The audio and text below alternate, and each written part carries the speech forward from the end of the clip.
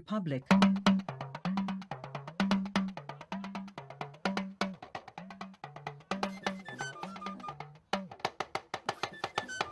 We don't dey here. We be dey hear plenty talk about say you get some issue. Yes, for this life, is either you fly by aircraft or witchcraft. Talking Drum Republic.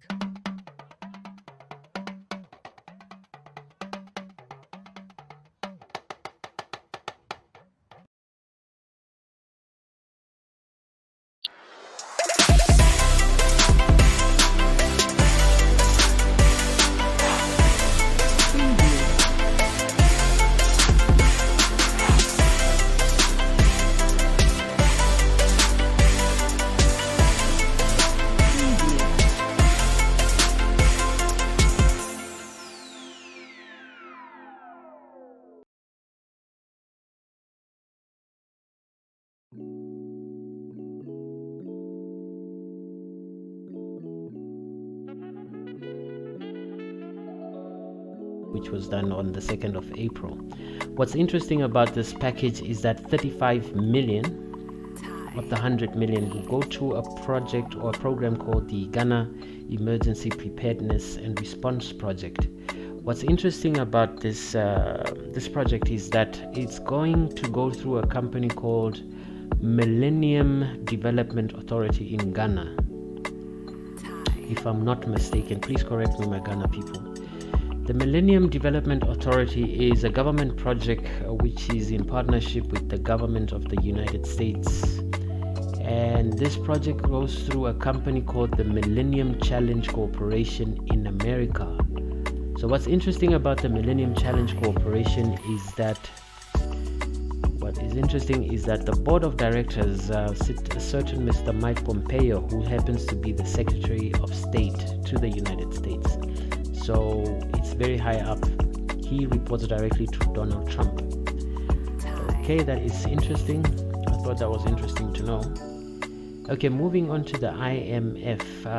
Ghana got a $1 billion package from the IMF for the COVID-19 pandemic on April the 13th. And it was under the Rapid Credit Facility. The Rapid Credit Facility, I think, duration, it has to be repaid back in 3 to 5 years. Obviously you do have the normal interest rate payments annually, but 3 to 5 years, that's when the Rapid Credit Facility has to be repaid back. So I have done a bit of digging and I came across this article in the Ghana Web, which is a very good article, and it was on the 14th of April. So what's interesting about this article is that it mentions that part of the loan will be used to actually pay interest on debts borrowed through bonds. So bonds, as you know it from Elliot Singer, he is the vulture. So this is very dangerous for a country, especially a country like Ghana. And another interesting point to mention in this article is that the debt to GDP ratio will exceed the 70% threshold. So meaning in 3 to 5 years, the Ghana government will be paying 70% of its GDP to these institutions like the IMF and the World Bank. Okay, let's move on to Nigeria. So this is Nigeria. So to all my Niger cats, you guys hold the record so far. So the IMF has approved the largest COVID-19 emergency financing package so far, which is 3.4 billion. This is coming from the rapid financing instrument for Nigeria. So you guys hold the largest, or the biggest package so far. So what's interesting about this package, I will have to tell you, is that the RFI, the rapid financing instrument, has a loan period that has to be repaid back in 5 years. Right, with repayments starting in the 3rd year. So obviously there is also the 1% annual interest. The other interesting note or worth mentioning in this article is that why didn't Nigeria benefit from the recent IMF debt service relief? So the reason being stated is that on April the 13th, the IMF Executive Board approved immediate debt service relief to 25 of the IMF member countries under the IMF Revamped Catastrophe Containment and Relief Trust, CCRT, a part of the fund's response to help address the impact of the COVID-19 pandemic. Nigeria was not included in a list of the beneficiary countries for the initiative because Nigeria had no outstanding debt owed to the IMF. That is very interesting. So Nigeria had no debt owed to the IMF. Why go back and take out 3.4 billion? If you're from Nigeria, let me know what you think. But it's definitely interesting. So 3.4 billion taken out for this pandemic or plandemic or whatever you call it. But it's interesting that Nigeria had no outstanding debt owed to the IMF. Wow, I didn't know that, but it's very interesting. So why go back? If you're from Nigeria, let me know what you think.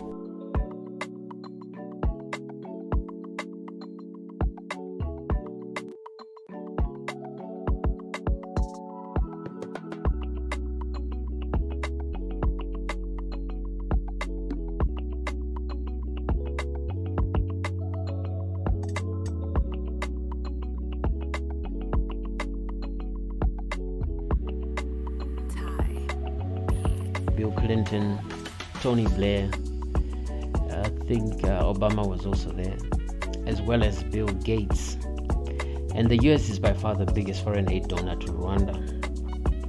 And of course, as you know, Rwanda has been hailed a beacon of light in Africa in terms of rebuilding, improvements, in general, the economy.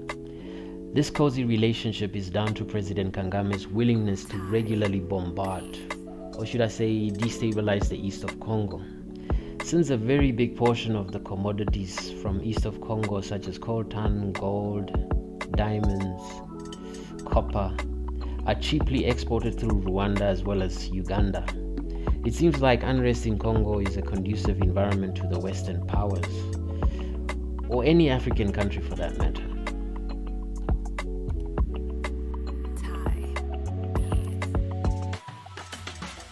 Moving on to Madagascar, which had a 166 billion disbursement approved by the IMF for the COVID-19 pandemic. This disbursement comes under the Rapid Credit Facility, equivalent to 50% of its quota at the IMF, meaning that they are still under their quota. So they actually lending money which they still are allowed under their quota. And this happened before the Rajulina actually founded the COVID-19 organics, which is a remedy for an African remedy for the COVID-19. What's interesting about this remedy is that the active ingredient is Artemisia. Now, Artemisia plant is very well known here in Africa because it's been used by, especially here in Southern Africa, by a lot of tribes for a lot of ailments. And the African names for it, the Zulu name is Umlonyani, which is very similar to Xhosa because they're very similar languages. The Afrikaans name is Velde Als. English name is African wormwood or sagewood, and the Tswana name is Lengana. So this is a very well-known plant which has been used for centuries here in Southern Africa for different ailments. What's interesting is that the West has actually, in most of the malaria medicine, or some of the malaria medicine, Artemisia is used as the active ingredient. So Mr. Rajulina, the Madagascar president, you could say that he's barking up the right tree basically. And this COVID organics has been exported to several African countries, shipment to Guinea-Bissau, and they're also expecting another shipment to Equatorial Guinea. And Tanzania also joined in, and they will be importing their shipment very soon. And as you know, Mr. President Magufuli is the one behind that. So take a look at what he does in Tanzania, which I think is something to be admired. Enough said.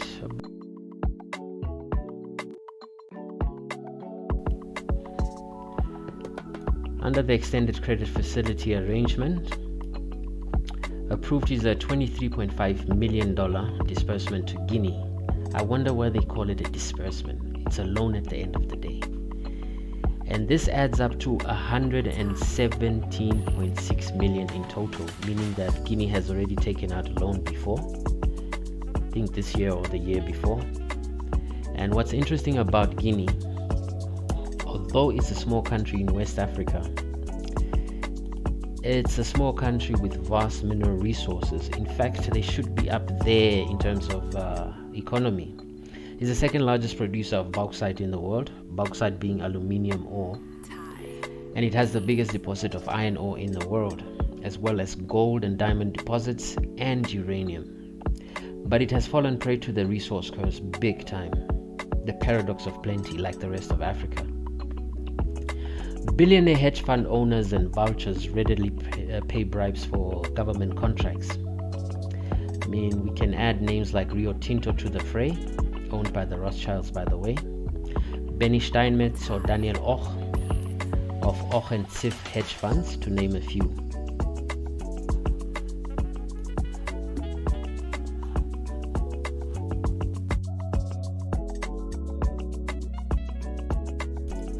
Yeah, moving on to Sierra Leone, the IMF approves a disbursement of 21 million. This comes on top of the 172 million which was approved in 2018. What's interesting to note about Sierra Leone is that they are part of the heavily indebted poor country. It's a program which is run by the World Bank and the IMF. And the 107, so basically, which boils down to the equivalent of borrowing 200 million. And you must remember that Sierra Leone was given a lot of funding from these two institutions during the Ebola outbreak a couple of years ago. So this has to have an impact in the long run in this country. And as part of the heavily indebted poor country, which is run by the World Bank and the IMF, there has to be a few structural reform programs that have to be implemented, and this is over a space of 7 to 10 years. And these programs have draconian measures, and the countries that are actually in these programs are usually not making any progress in terms of their citizens, etc. So one of these criticisms came from the countries themselves, and I can read you some of these criticisms. The IMF and the World Bank do not cancel any debt until the completion point, which is 6 years or 10 years, or however long the program runs, leaving the countries under the burden of their debt payments while they struggle to institute structural reforms. And they also added to that, for example, privatization of public utilities, your water or your electricity, tended to raise the cost of services beyond the citizens' ability to pay. So this is in countries like Sierra Leone, etc. And finally, a lot of people are attacking the HIPC program, which is the HIPC program, because they think it's designed by the creditors to protect the creditors' interests, leaving the countries with unsustainable debt burdens upon reaching the decision points. So if you borrow $10, you end up paying $100 because of the interest and that skyrockets during the whole process. So that is very interesting to note. So in total, Sierra Leone took almost 200 million for the COVID-19. And obviously we have to include the sister organization, which is the World Bank, which has given Sierra Leone or approved 7.5 million from the International Development Association, the IDA program, which also handles the HIPC, the HIPC program. So it's basically debt to service other debt, and that is what the situation is in Sierra Leone. Let's move on. On a positive note, South Africa has largely avoided approaching the IMF and the World Bank so far. So it's not all doom and gloom here in Africa. This comes amidst calls from South African political parties such as the ANC, COSATU, as well as the EFF of Julius Malema. They made joint statements to the South African governments to please avoid the IMF and the World Bank by all means. The same sentiments were shared by the president of Tanzania, Mr. Magufuli. He has urged the World Bank and other international lenders to write off debt to African countries instead of giving us loans for fighting the coronavirus outbreak. What's interesting in this article is that he mentions that Tanzania pays the international lenders $300 million US, of which 129 million alone goes to the World Bank. So these are the institutions that are trying to give us money. So it's fair that they write off these debts because these same institutions have been stealing from us for centuries. So it's fair, I think. Okay, moving on to Kenya. Kenya to get 739 million IMF loan for the COVID-19 fight. What's interesting about Kenya is that this is the second significant credit facility Kenya has received from the Bretton Woods institution in the last 2 months. In April, the Ministry of Health got another 50 million from the World Bank to finance production of sanitizer, protective gear for medical personnel, and bed capacity. It's very interesting for Kenya. And Malawi got a 91 million disbursement under the Rapid Credit Facility. And Ethiopia is to receive 411 million. And these loans are going out at mass wholesale basically. So it's interesting to check what's the results at the end of the day. Let's say 4 to 5 years time. Yup. Alright.